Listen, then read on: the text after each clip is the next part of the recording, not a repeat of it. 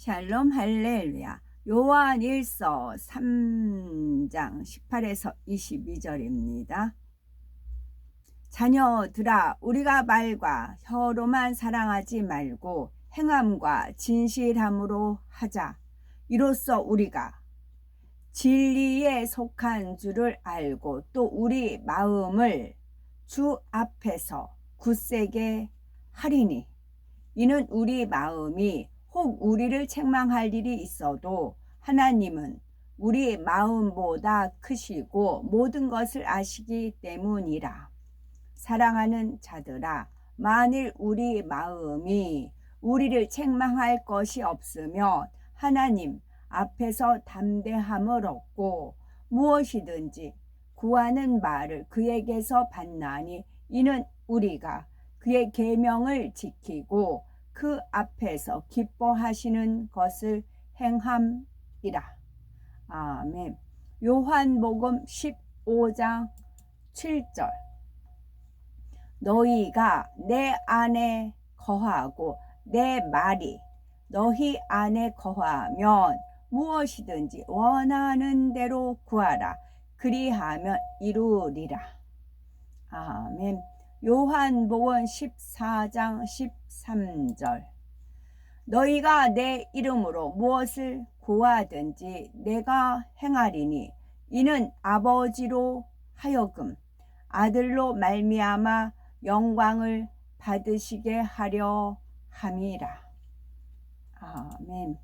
제목은 어떻게 해야 응답을 받는가입니다.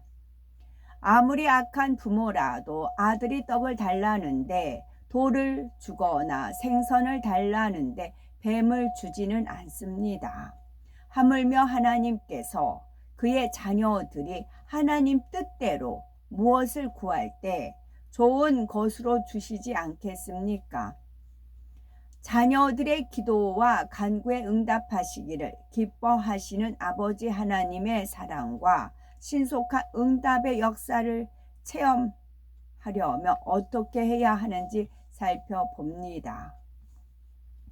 아버지 하나님은 독생자를 십자가에 내어주시기까지 우리를 사랑하셨습니다.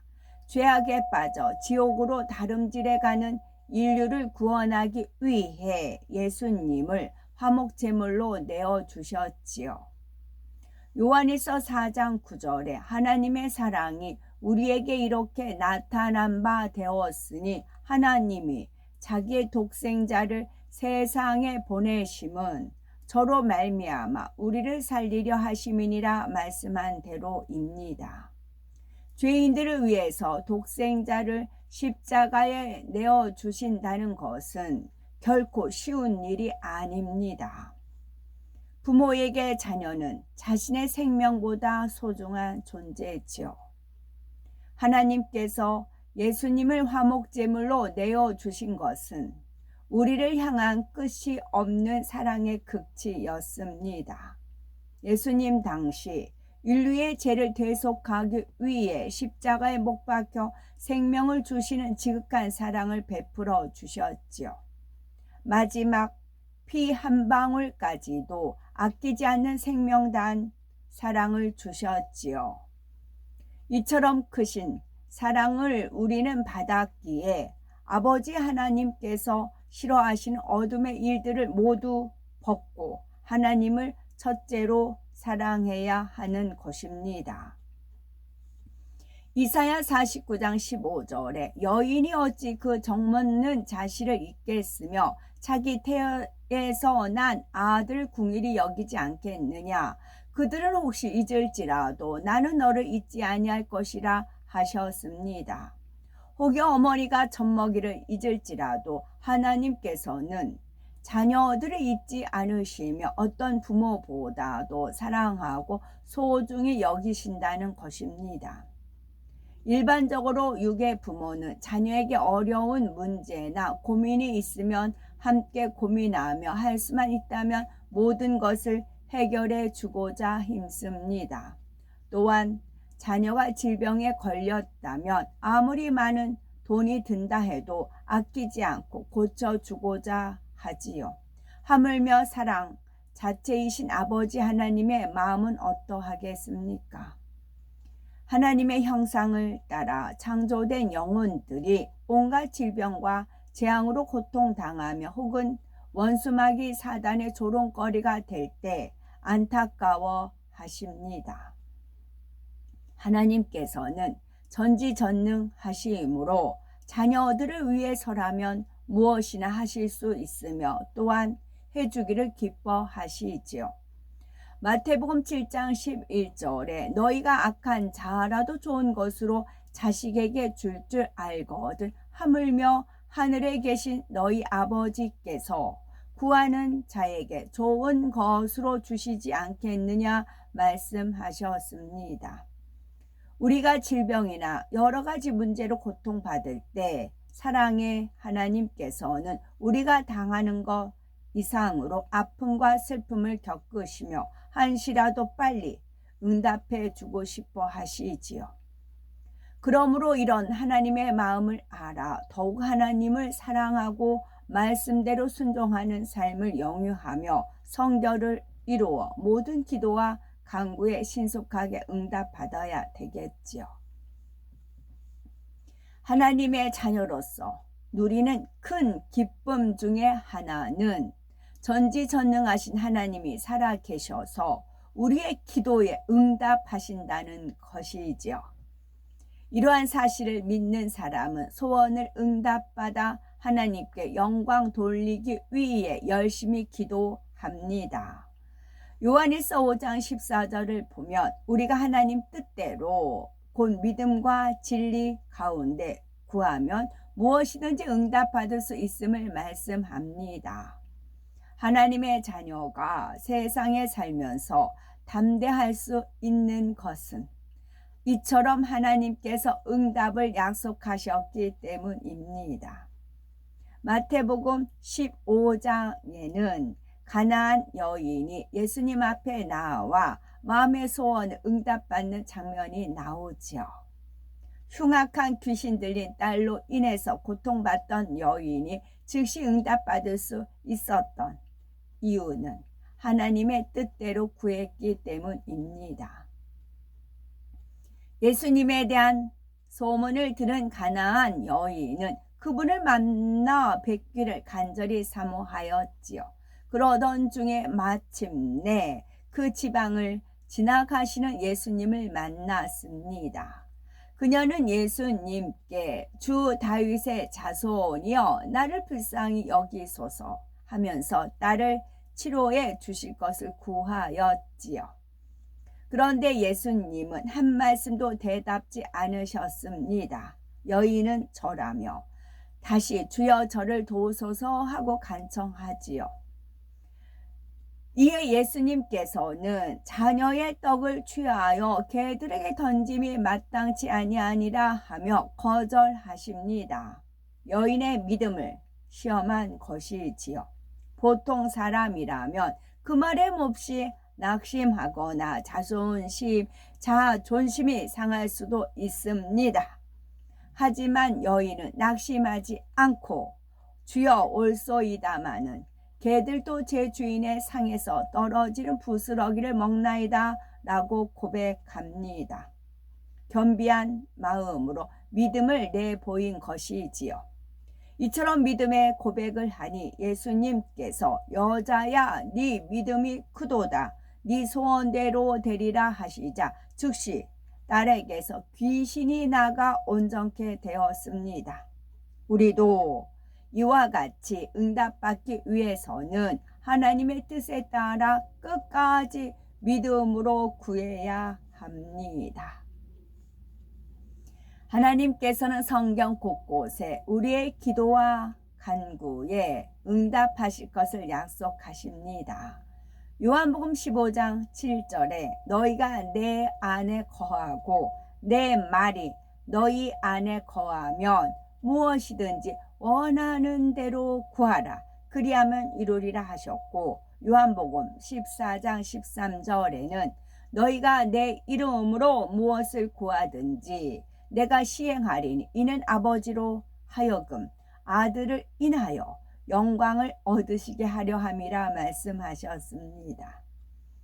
우리가 기도와 간구에 응답받으려면 하나님의 사랑을 마음 깊이 느끼며 진실하게 사랑할 수 있어야 합니다. 또한 하나님 앞에서 계산적이고 인색한 마음을 버려야 하지요. 계산적이고 인색하지 않아야 한다는 것은 물질적인 면만을 말하는 것이 아닙니다. 더 근본적으로 하나님과 사랑을 주고받는 모든 면에서 인색하지 않아야 한다는 것이지요. 계산적인 면이 강한 사람들은 하나를 받았으면 하나를 주고 하나를 주었으면 하나를 받으려 합니다. 상대가 나에게 은혜를 입었으면 보답을 해야 한다고 생각하기 때문에 그만한 보답이 오지 않으면 서운해하지요. 하나님 앞에서도 마찬가지입니다. 내가 이만큼 심고 노력했으니 하나님도 이러이러한 은혜를 주셔야 한다고 기대하며 자신의 생각대로 은혜가 임한다고 느끼지 못하면 마음이 상하고 공고해집니다. 물론 받은 바 은혜는 마땅히 갚아야 하며 하나님 앞에 무엇을 심을 때에도 상 주시는 하나님이신 줄을 믿어야 하지요. 그러나 이러한 은혜 갚음의 마음이나 상 주심을 바라보는 믿음과는 달리 준 만큼 받지 못할 것 같으면 줄 수 없는 계산적인 마음은 믿음이 아닙니다. 사랑 자체이신 아버지 하나님께서는 범죄하여서 마음을 아프게 하는 자녀들이라 해도 회개하기만 하면 무조건 용서하고 또 용서해 주십니다. 예수님도 사랑하는 제자들이나 구원받을 사람들만 위해서 죽으신 것이 아니지요. 예수님을 십자가에 못 박는 자들을 위해서도 죽으셨으며 아버지여 저들을 용서하여 주옵소서 하고 중보의 기도를 올리셨습니다. 이처럼 하나님과 주님께서 우리에게 주신 사랑은 감히 그 깊이를 알 수 없고 그 길을 헤아릴 수 없는 조건 없는 사랑입니다.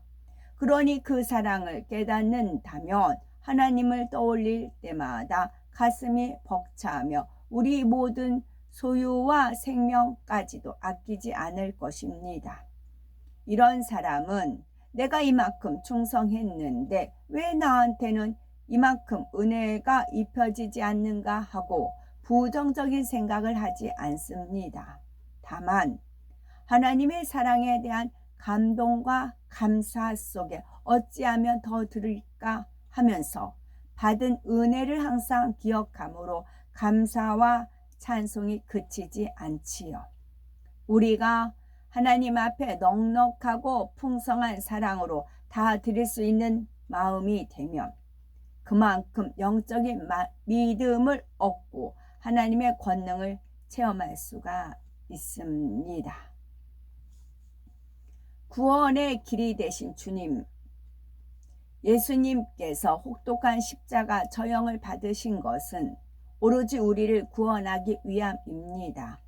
나무에 달려 피를 흘려야만 죄가 속해지기 때문에 하나님께서는 사랑하는 아들을 나무 십자가에 못 박혀 피 흘리도록 허락하실 수밖에 없었습니다.